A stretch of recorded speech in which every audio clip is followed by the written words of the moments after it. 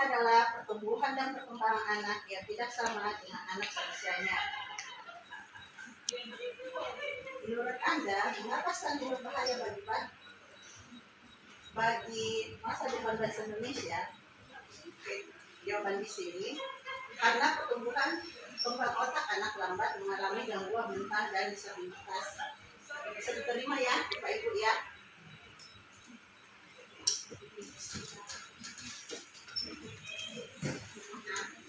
Di sini ya Bapak Ibu ya, stunting. Di sini kita bisa melihat gambar dari dua orang anak ini yang mengalami yang namanya stunting. Stunting adalah gangguan pertumbuhan dan perkembangan yang dialami anak-anak akibat gizi buruk, infeksi berkurang, dan stimulasi psikososial yang tidak memadai.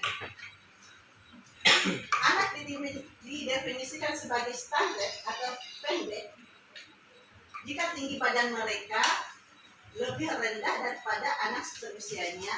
Secara perhitungan Z, skor tinggi badan menurut umur berada antara minus 2 SD dan minus 3 SD di bawah standar median pertumbuhan anak WHO.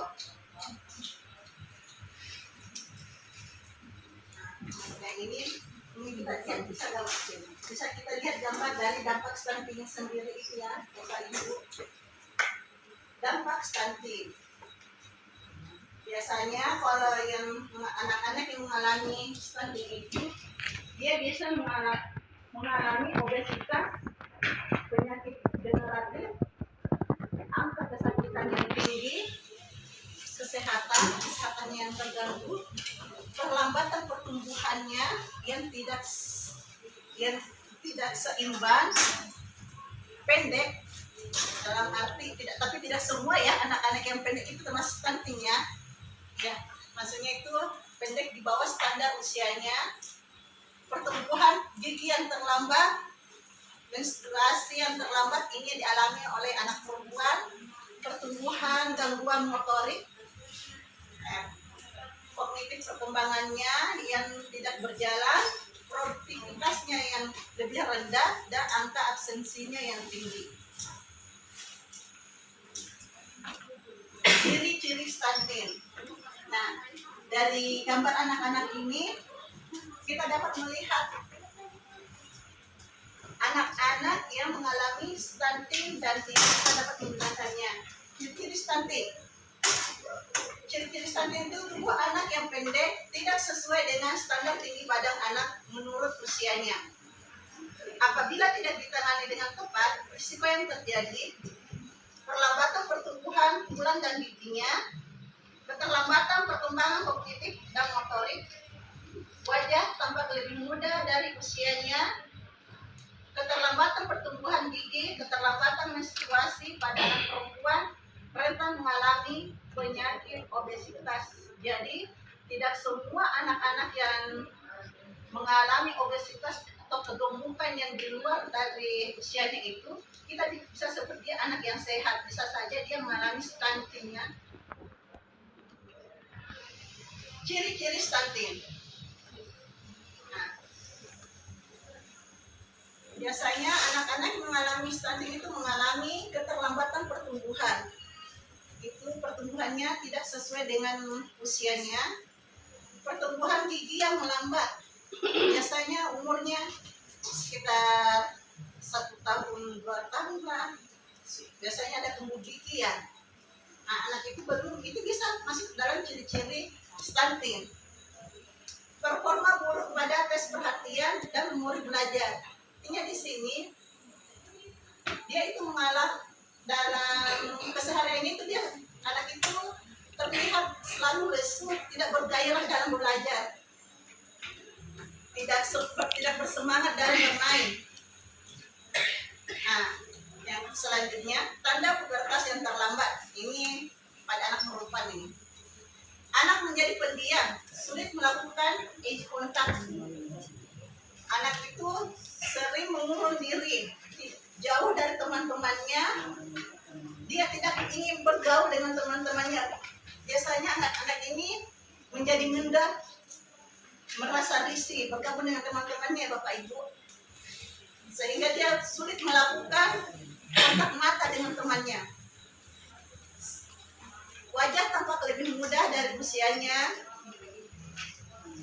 mudah mengalami penyakit infeksi. Biasanya ini lebih banyak di saluran pernapasan ya Bapak Ibu, atau biasa kita sebut dengan ispa.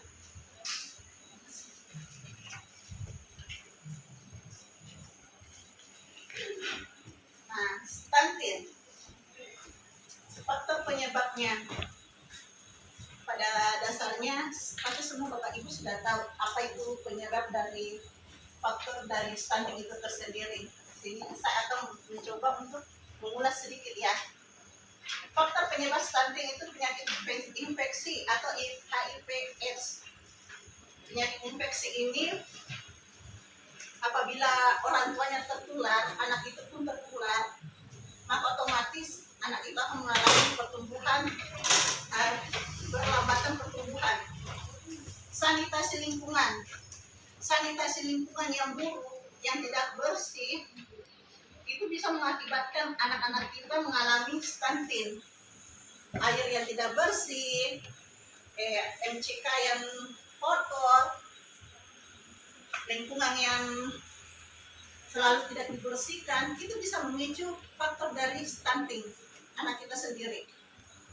Itu status ekonomi, pekerjaan orang tua juga bisa menjadi penyebab dari stunting itu tersendiri. Karena seperti yang kita lihat ya, yang keluarga yang di bawah ekonomi, berada di bawah ekonomi, yang berada di ekonomi di bawah itu, mereka rata-rata ini anak-anaknya mengalami perlambatan pertumbuhan.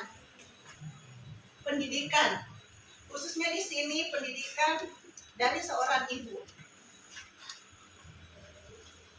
karena ibu yang mempunyai tingkat pendidikan yang tanda ya di atas yang lebih banyak mengetahui, pasti dia bisa mengasuh anak-anaknya untuk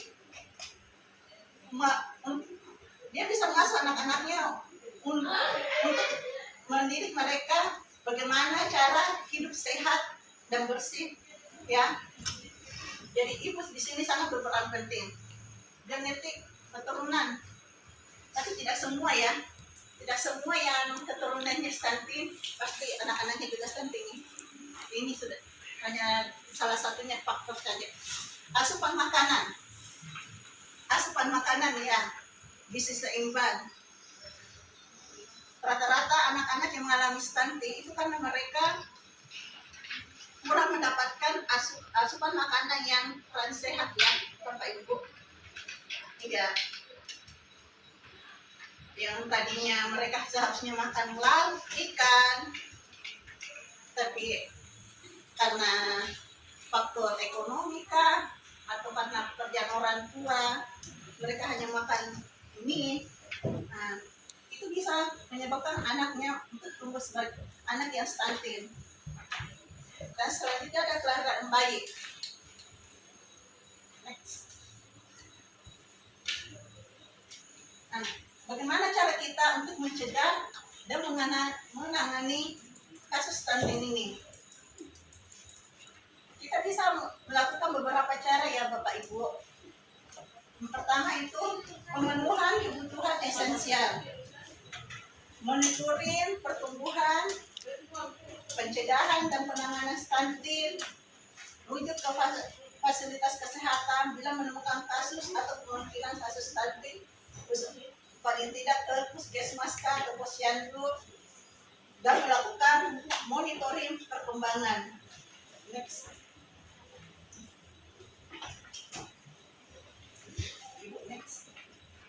Nah, sekarang di sini kita dapat melihat gambar ya Bapak Ibu.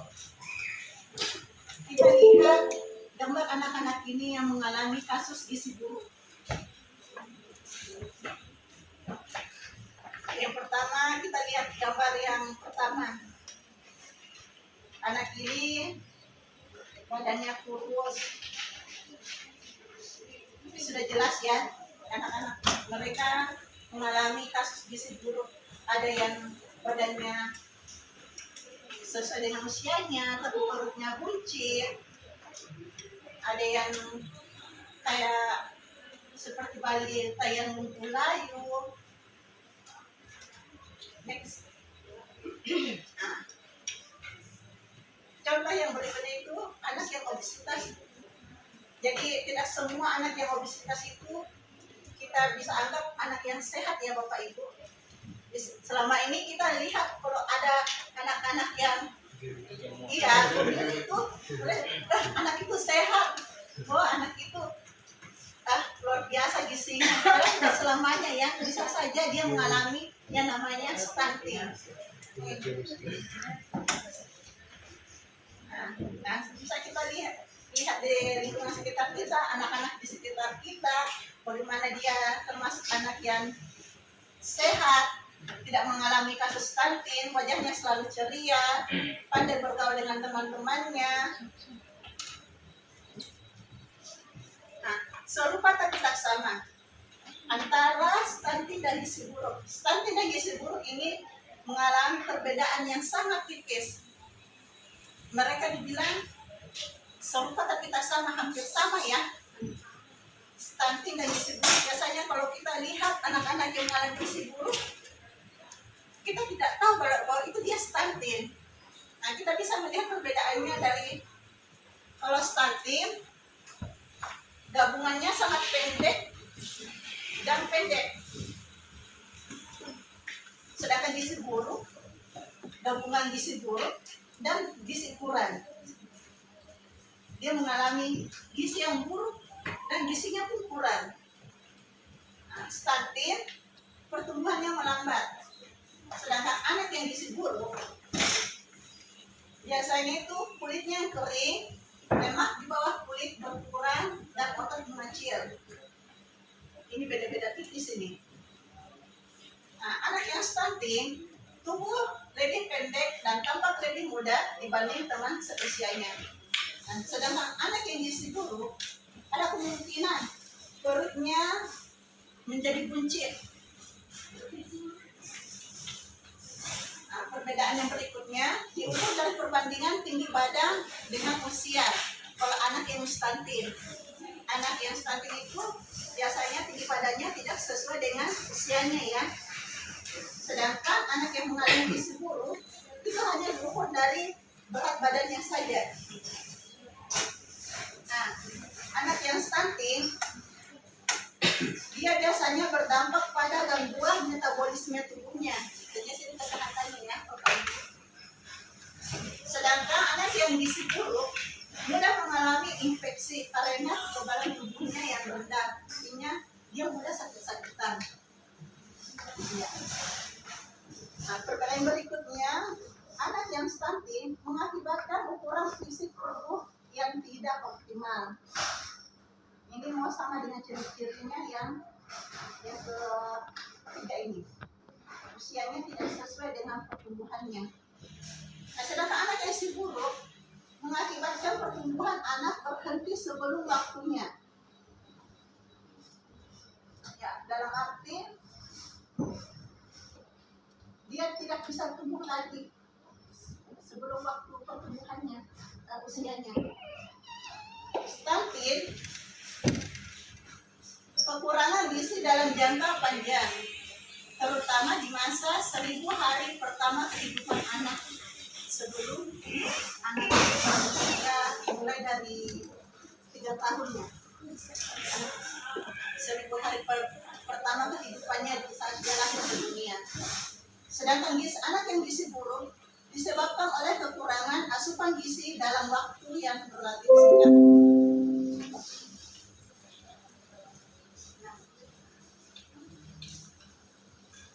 Dari materi yang saya bawakan ini, mungkin ada yang Bapak Ibu guru ingin sampaikan dari apa yang saya sampaikan materi ini Bapak Ibu. Mungkin ada beberapa pertanyaan kan? Tambahan? Oke, silakan.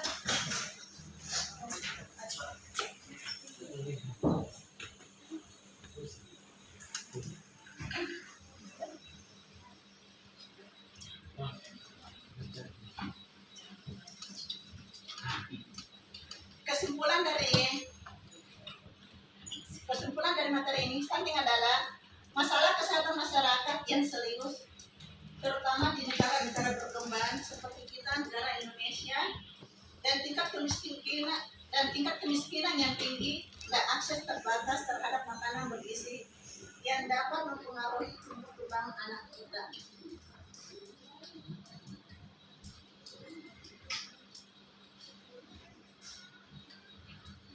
Dormonnya Bapak Ibu. Terima kasih atas